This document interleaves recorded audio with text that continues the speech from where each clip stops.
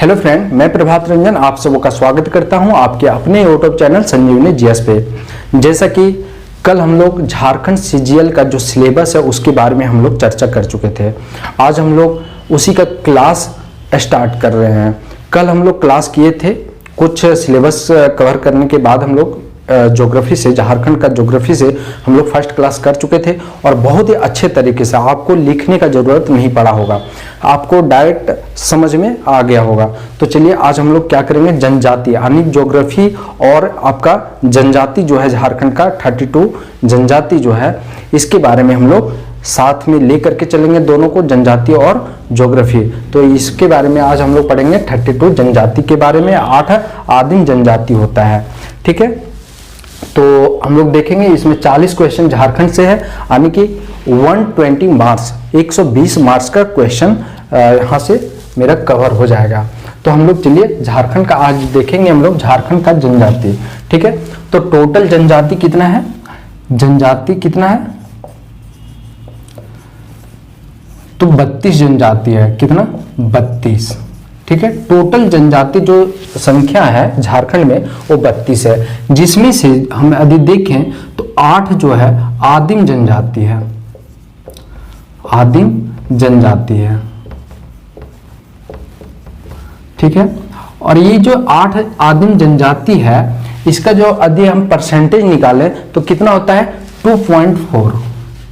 आप लोग लिख लीजिएगा 2.4%, यानी कि कुल जितना भी जनजाति है, टोटल जनजाति है, उसमें से 8 जो आदिम जनजाति है उसका यदि परसेंटेज हम देखें तो 2.4% है। यदि हम टोटल जनसंख्या का बात कर लें तो कितना होगा,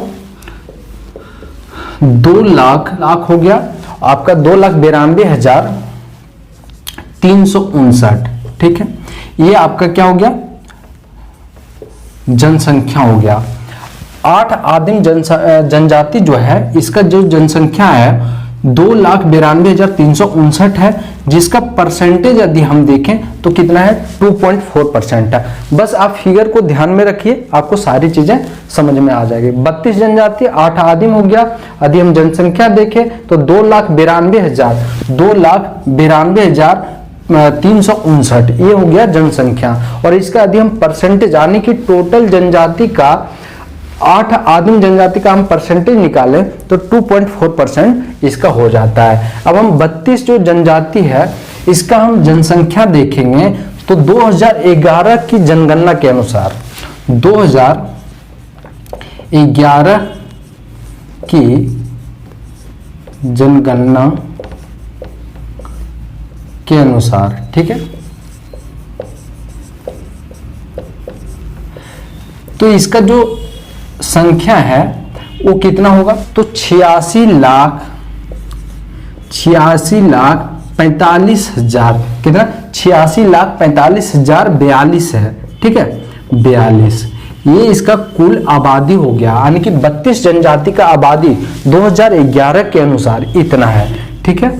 यहां तक क्लियर हो गया होगा।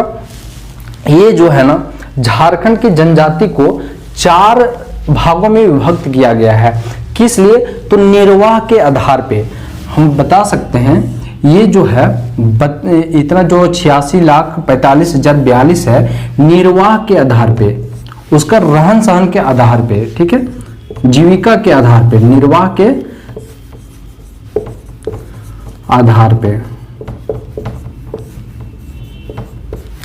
निर्वाह के आधार पे कितने भागों में, 4 भागों में विभक्त किया गया है, ठीक है।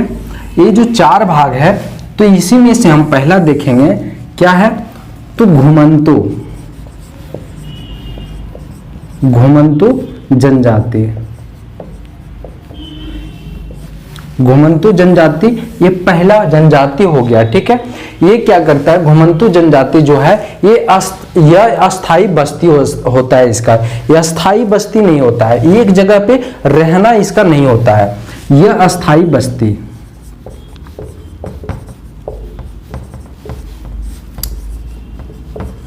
यह अस्थाई बस्ती होता है, यानी कि एक जगह पे जो है ये क्या करता है, नहीं ठहरता है, ठीक है। और ये जो अपना बस्ती को क्या बोलता है, टंडा बोलता है, टंडा, याद रखिएगा, टंडा, यानी कि ये जहां पे भी रहता है उसको टंडा बोलता है। और टंडा जो है ना, ये जो है टंडा, ये जो है टंडा 10 से 15 झोपड़ियां मिला करके बनाया जाता है।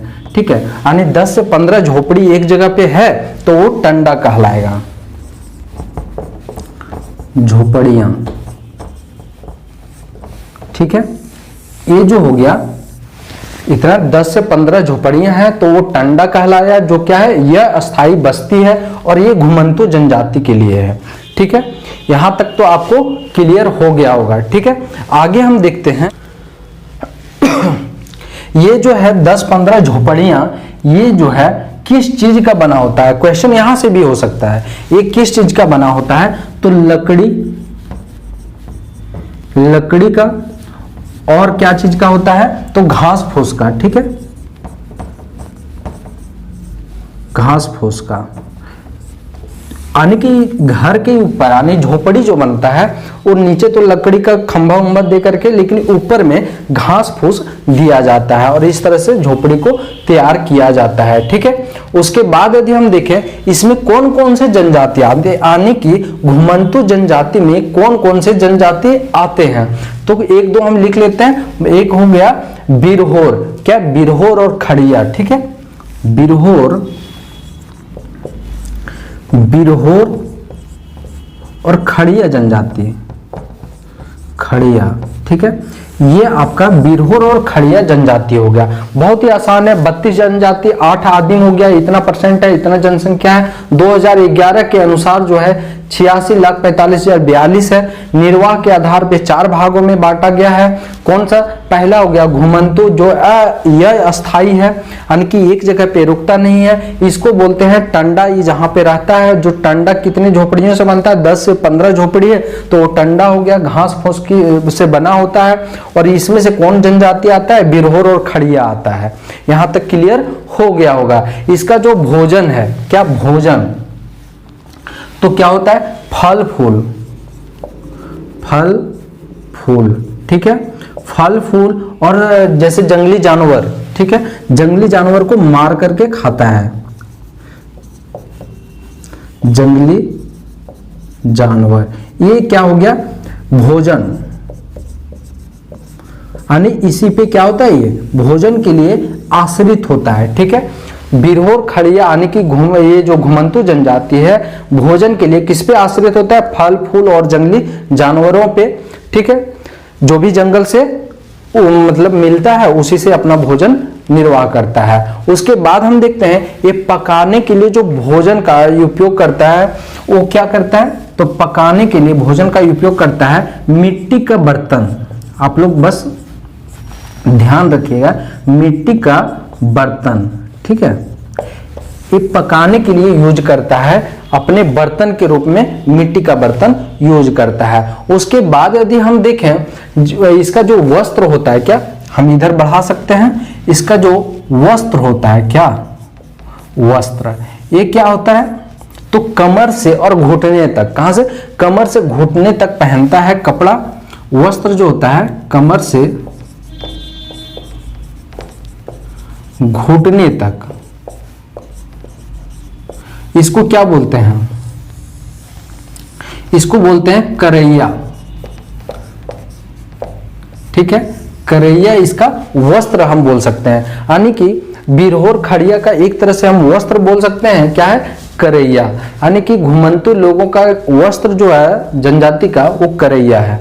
ठीक है, यहां तक किसी तरह का दिक्कत नहीं होना चाहिए। एक चीज और है कि इसका जो है काम, यानी ये क्या करता है, तो पशुपालन करता है। ये क्या करता है, पशुपालन करता है। उसके बाद क्या चीज, पशुपालन, और पशुपालन में क्या करता है, पशुपालन में ये भेड़ बकरी हो गया, मुर्गी हो गया, ये सारा चीज, भेड़ बकरी मुर्गी, ये सब क्या करता है, तो ये पालन करता है। ये क्या करता है, ओखली, ओखली तो आप लोग जानते होंगे, ओखली हो गया, कठौती हो गया, ये सब क्या करता है, बाजार में हाट में बना करके बेचता है, यानी कि लकड़ी का जो बन जाता है, क्या लकड़ी का सामान, ओखली ओखली, कठौती, कठौती, ये सब क्या करता है, बाजार में जाके बेचता है और उसी से क्या करता है, मसाला भी खरीदता है अपने भोजन को पकाने के लिए। और इसमें मतलब अपना जो सामान खरीदना है उसके लिए क्या करता है, तो यही ओखली, कटौती लकड़ी से जो भी बनता है वो जाकर के हाट में बेचता है, बाजार में, और उसी से सामान खरीदता है। ठीक है, बाजार में बेचता है। ठीक है, आप देख सकते हैं कितना आसान है। 32 जनजाति, 8 आदिम हो गया, इतना परसेंट है, 2.4% है आदिम जनजाति। जनसंख्या देखिए 2011 का तो कितना है, तो 86,45,042 है। निर्वाह के आधार पर 4 भागों में अस्थायी होता है। घुमंतु जनजाति अस्थायी होता है, जिसको टंडा बोलते हैं। टंडा में 10 से 15 झोपड़ी होती है, लकड़ी और घास फूस की होती है। और ये जो है बिरहोर और खड़िया जनजाति इसके अंतर्गत आता है। इसका जो भोजन होता है फल फूल होता है, जंगली जानवर होता है। इसका जो हम देखें मिट्टी का बर्तन, यानी कि ये क्या करता है, मिट्टी बर्तन यूज करता है। ठीक है, और इसका जो वस्त्र होता है कमर से घुटने तक पहनता है, जिसको करैया बोलते हैं। और ये पशुपालन करता है, भेड़ बकरी मुर्गी का। और ये ओखली कठौती हो गया, इसको कहाँ पे, बाजार में ले जाकर के बेचता है और वहां से क्या करता है, मसाला वगैरह तो जो भी जरूरत सामान होगा उसको ले करके घर पे आता है। चलिए ये चीजें तो हमको समझ में आ गई, लेकिन ये जो जनजाति यानी कि घुमंतु, यह अब क्या होने लगा, धीरे धीरे यह अस्थाई होने लगा, अस्थाई होने लगा। ठीक है, अब यहाँ पे लिख देते हैं, यह अब क्या होने लगा, धीरे धीरे यह अस्थाई होने लगा। और अस्थाई हो करके क्या करने लगा, तो खेती करने लगा, यानी कि कृषि करने लगा। ठीक है, और कृषि करने लगा, जो भी घुमंतु जनजाति अब कृषि करने लगा उसको क्या बोलते हैं, जांघी। ठीक है, जांघी, यानी कि जो भी घुमंतु जनजाति है यदि वो कृषि से जुड़ गया तो उसको क्या बोला गया, जांघी बोला गया। याद रखिएगा, यहां से क्वेश्चन पूछा जाता है, ये बहुत ही इंपॉर्टेंट है। जो भी जनजाति घुमंतु लोग जो था वो अस्थाई हो गया, यह अस्थाई से अस्थाई हो गया, एक ही जगह पे अपना घर बसा करके और खेती करने लगा, तो उसको क्या बोलेंगे, जांघी। चलिए ये चीज कंप्लीट हो गई, अब हम लोग आगे चलते हैं, इसको मिटा देते हैं। दूसरा है घुमंतु कृषक जनजाति।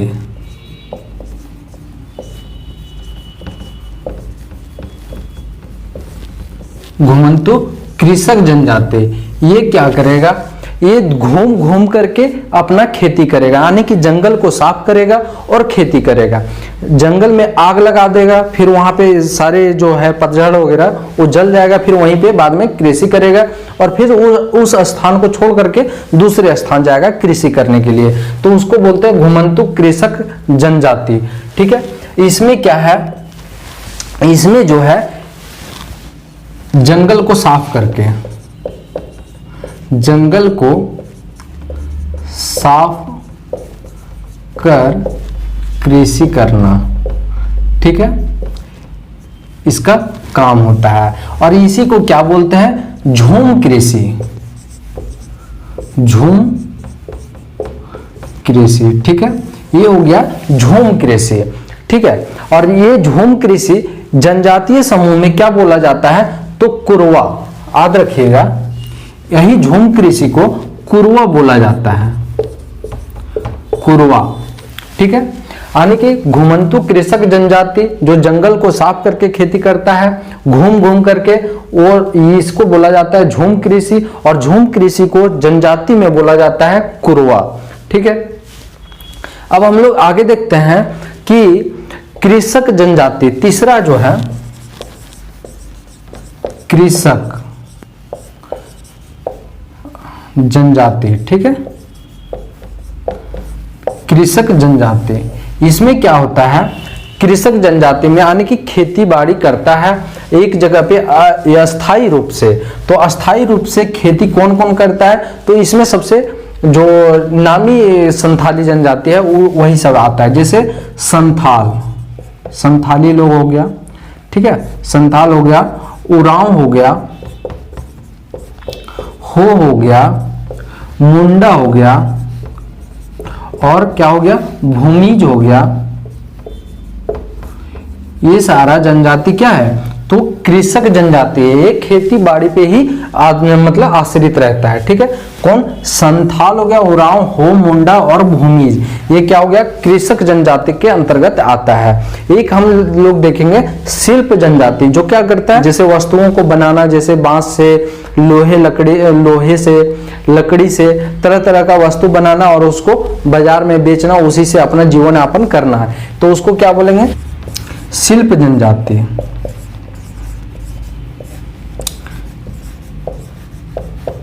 शिल्प जनजाति, इसमें क्या है, तो वही काम हो, जैसे गृह उद्योग पर आश्रित होता है, गृह उद्योग पर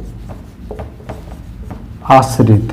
ठीक है, जैसे कि आप देख सकते हैं लोहार क्या काम करता है, लोहा बनाने का, लोहा से जो भी वस्तुएं बनती है वो काम कौन करता है, लोहार करता है। जैसे महली बांस का काम करता है, उसमें भी कई प्रकार का महली होता है, सबका काम अलग अलग होता है।